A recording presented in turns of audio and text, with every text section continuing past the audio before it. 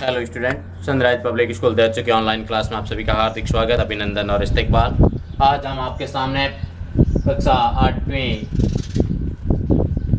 7वीं का हिंदी विषय का एक टॉपिक लेकर आपके सामने उपस्थित हुए हैं और टॉपिक का नाम है समय समय की हवा। ये एक कहानी है और इस कहानी में जो प्राचीन लोग के अंदर लोग जो सच्चाई और ईमानदारी का पालन करते थे किस प्रकार से, और जैसे जैसे ज़माना बदल गया जो लोग हैं लोभ, स्वार्थ और हिंसा का विश्व में बोलबाला हो गए हैं और जो एक आधुनिक युग के अंदर प्रस्तुत हुआ, इसके बारे में जो कहानी के माध्यम से कोशिश की गई है।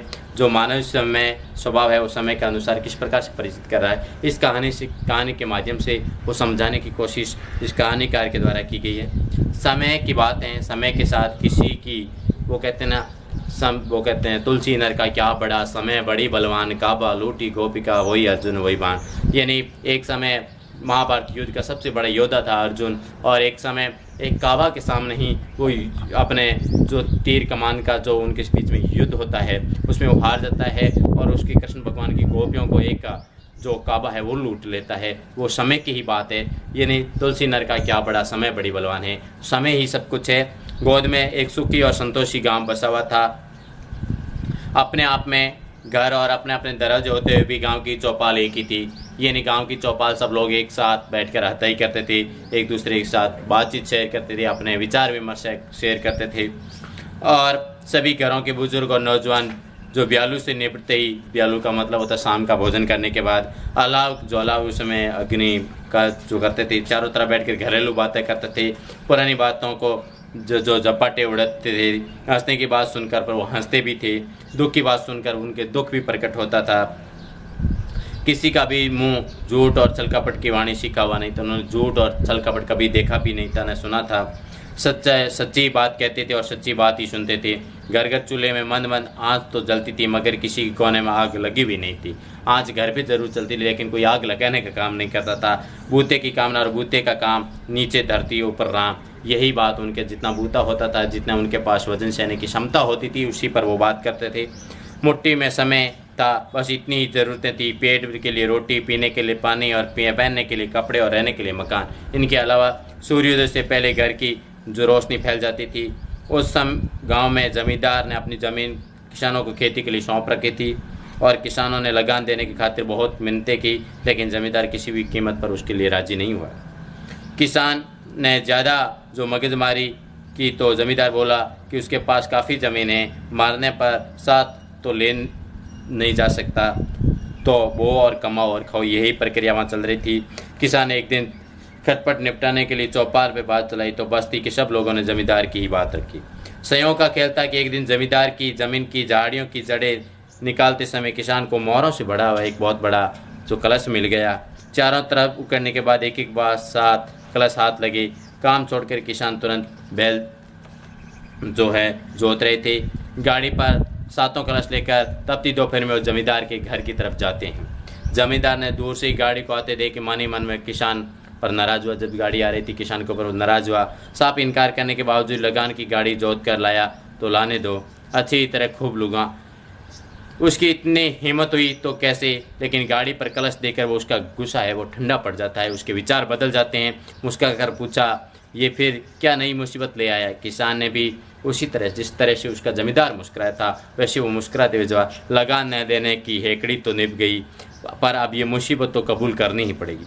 ढक्कन है उगाड़ने पर जमींदार ने चमचमाती मोहरें देखी तो आश्चर्य से पूछा, बाजरे की जगह खेत में मोहरें पैदा हुई? क्या बाजरे पैदा करने के लिए दिया था, खेत में मोहरें कैसे पैदावार की बात करने पर तो फिर वह लगान वाली कहानी फंसेगी। इसलिए तुरंत जमींदार की बात काटते हुए कहता, इससे पहले भी किसी की खेत में मोहरें पैदा हुई है, जड़ें निकालते समय 7 कलश हाथ लगे थे, जो आप है कबूल करो। जमींदार की ज्योतियाँ यहाँ चढ़ गई। बोला, तेरे हाथ लगे तो तू रख, मेरे को यहाँ क्यों लाया? जो तेरे को मिला है तो तू ही रख। किसान ने कड़े से जमींदार को जवाब दिया, ज़मीन तुम्हारी इसलिए आपके पास लाया हूँ, आंखें दिखाने की ज़रूरत नहीं है, मुझे काम के लिए देरी हो रही है। सरापत से चुपचाप आप अपना कलश कबूल कर लीजिए और लगान वाली बात है बाद में देख लेंगे। जमींदार ने भी अपने मीठे स्वर में उनको कहा, देख तू अन्याय की बात कर रहा। जमींदार भी देखिए जैसे किसान होंगे ईमानदार वैसे ही उनके जमींदार थे। जड़ें निकालते समय कलश तेरे हाथ लगे तो मैं इसको कबूल नहीं कर सकता हूँ। मेरे को अभी तेरी अकल ठिकाने नहीं है। अगर अकल ठिकाने होती तो तू यहाँ नहीं करता। ऐसी अबूझ बात को कोई बच्चा भी नहीं करता। जब खेत तुम्हारे तो कलश भी तुम्हारे, इसमें कोई कपट वाली। वो किसान कहता है खेत आपके हैं तो कलश भी आपके ही हुए, हमारे नहीं। हम तो सिर्फ मेहनत करके कमाने पर भरोसा रखते हैं। जमींदार ने उसको पर व्यंग्य कसते हुए कहा, सारे इलाके का अकल का तू अकेला ही इजारेदार दिखता है। ऐसी बेवकूफ़ी की बात सुनकर बस्ती के लोग हंसेंगे। फिर भी पंचायत बैठाने के लिए मेरी तो ना ही है। मैं नहीं कह रहा हूँ कि आप पंचायत बुलाएं और इसके लिए हम दोनों एक दूसरे को लेकर जाएं। किसान ने कुछ तड़पते हुए जोर से कहा, तुम्हारी ना क्यों होगी, मेरी ना है। गरीब के साथ कोई भी न्याय नहीं करता। पंचायती के लायक बात तो पंचायती भी कराएंगे। जमींदार ने तेज में आकर गुस्से में आकर कहा, तेरे कहने से क्या होता है, कैसी पंचायती की बात नहीं है। उस दिन मेरे खेत में जो खर्चा गड़ा था, अब मेरा पाँव तो बेकार नहीं हुआ। बता, चौमासे में मेरे खेत में काम करते हुए तुझ पर बिजली गिरे तो तू मरेगा या मैं? बिजली गिर जाएगी तो इसके जिम्मेदार कौन होगा, तू होगा या मैं? मुझ पर बिजली गिरती तो मैं ही मरूंगा। तो मेरा खेत मेरा है, अब मुझे भी मरना चाहिए। खेत तो मेरा है तो मरना आपको ही चाहिए। और ऐसा काम करते हुए अगर आपको सांप भी काट जाए, जहर भी आपको ही चढ़ेगा। ऐसा जमींदार ने उससे बात की और उल्टी सीधी जो पहेलियाँ हैं वो सुलझाते रहे। और तुम पर अच्छा खासा विश्वास करके मैं आया था। मैं जानता हूँ कि पंचायती होने के साथ मेरा इंसाफ भी पंचायती में भी नहीं हो पाएगा इस कहानी का। और तब पंचायती क्यों करवाता? चुपचाप कलश अपने घर ले जा और मैं कहीं भी चर्चा नहीं करूँगा। खूब चर्चा करो, मैं किसी से डरता थोड़ी ही हूँ। उधार लिया हुआ मुँह हो तब भी ऐसी बातें थोड़ी शर्म आती हैं। तुम्हारा माल कैसे मैं घर ले जाऊँ, ये कलश जाने और तुम जानो। मेरी गाड़ी छोड़कर खेत जा रहा हूँ, इतनी देर तो बाकी जड़ें निकाल देता। खामखा आपसे बहस करने के लिए यहाँ आना पड़ा। आखिरी बात कहकर वो चल पड़ा। जमींदार ने पुकार कर कहा, देख बेकार की जिद मत कर, पछताएगा। कोई बात नहीं। जमींदार को गुस्सा समाया नहीं था। वह किसान नहीं माना, तब वह कर भी क्या सकता था। घड़ी डेढ़ घड़ी रात ढलने पर वह जलाब की पंचायती जमीन थी। किसान की बात सुनकर पंचों ने भिड़ते ही उसे सवाल किया कि ये कलश आपने उछाल कर बाहर आए या तूने खोद कर निकाले? तो निकाले तो खोद कर हैं, कलश उछल कर तो बाहर नहीं। बस ने मुस्कुरा कर कहा, तब तो ये न्याय तेरे मुँहों से ही हो गया कि मेहनत का फल तुझे ही मिलना चाहिए। मेहनत आपने की है, उसका फल आपको ही मिलेगा।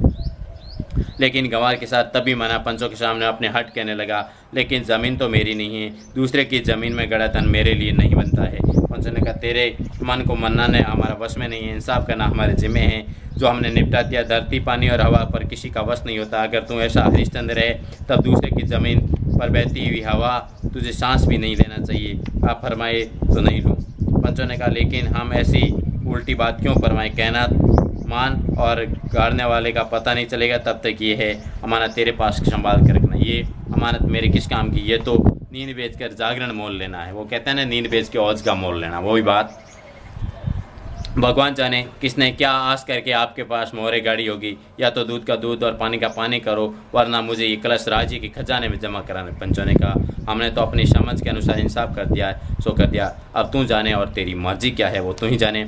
ये किशन चटकते बोला, जब इंसान का रास्ता ही नहीं जानते हो तो इंसाफ करने के लिए मुँह तो होते ही क्यों? आपको अगर इंसाफ करना ही नहीं आता तो इंसाफ का मुँह। उसके बाद जिद्दी किसान सीधा राज दरबार में पूछा और ध्यान से सारी बात सुनने के बाद राजा ने कहा, जान माल की रक्षा करने के लिए मैं राजा बनाऊं, तो अब तेरा माल छीनने का भी मुझे कोई अधिकार नहीं है। तुम बेकार ही जूते के से। गाँव के पंचों ने तेरे साथ बेइंसाफी नहीं किए, तो खुशी खुशी से कलश अपने घर ले जा और तेरी मेहनत का ही फल है। राजा के मुंह से ये न्याय की बात सुनकर किसान है वो फीका पड़ जाता है। वह दूसरी आस लेकर यहाँ आया था। किसान एक ही सुर में कहना, आपका ये आदेश तो मैं हरगिज़ नहीं मानूंगा। मोहरों का मैं क्या करूँ, बेकार की जगह करेगी। आप नाराज नहीं हो तो मैं पंचों के सामने इसकी जगह और साथ कलश वापस गाड़ दूँ।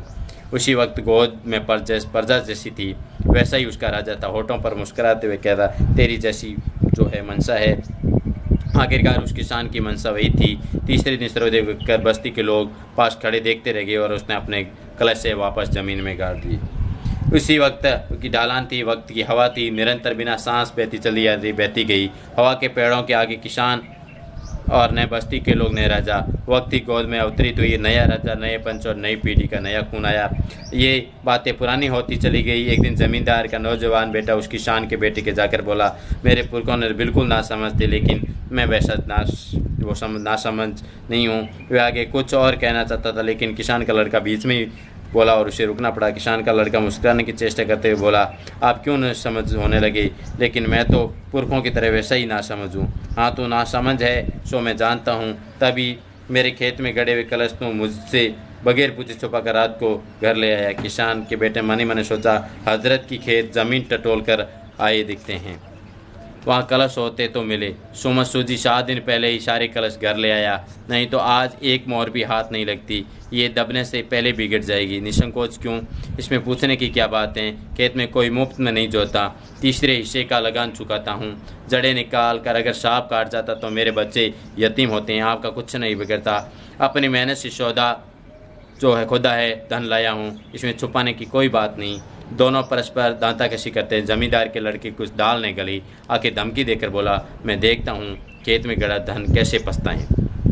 पतना वतना ने क्या ठाकुर, वह तो पच गया। दूसरों की माल की आश करने में काम नहीं चलता, आखिर तो अपने पसीने की कमाई है, वो चलनी पड़ती हैं। लाल पीली आंखें निकालते हुए बस्ती के लोगों के सामने चलाया। पंचों ने शानदार पंचायती तो मुश्किल से ही हाथ लगती हैं। काफ़ी दिनों के बाद में हाथों और अंगुलियों की चीकनी होने का उनका आसार नजर आने लगा।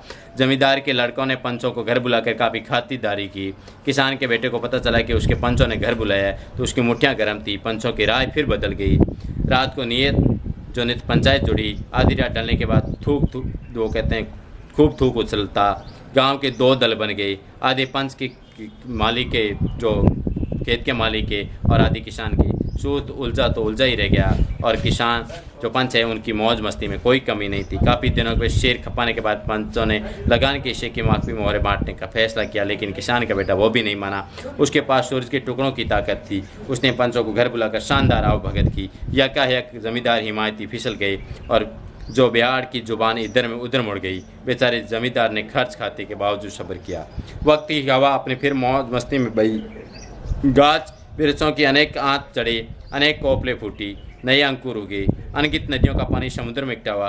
असंख्य सूरज उदित हुए, चोटी पर चढ़े और अस्त हो गए। फिर एक पीढ़ी ठिकाने लगी। नई पीढ़ी का नया खून नसों में भीतर उल्टी छाती चढ़ने लगा। नई हबी में पुरानी बातें घुली हुई थी। जमींदार का नौजवान दिलेर पोता नंगी तलवार लेकर किसान के घर पहुंचता है। किसान का पोता भी ललकार सुनकर हाथ से फंसा लिए बाहर आया।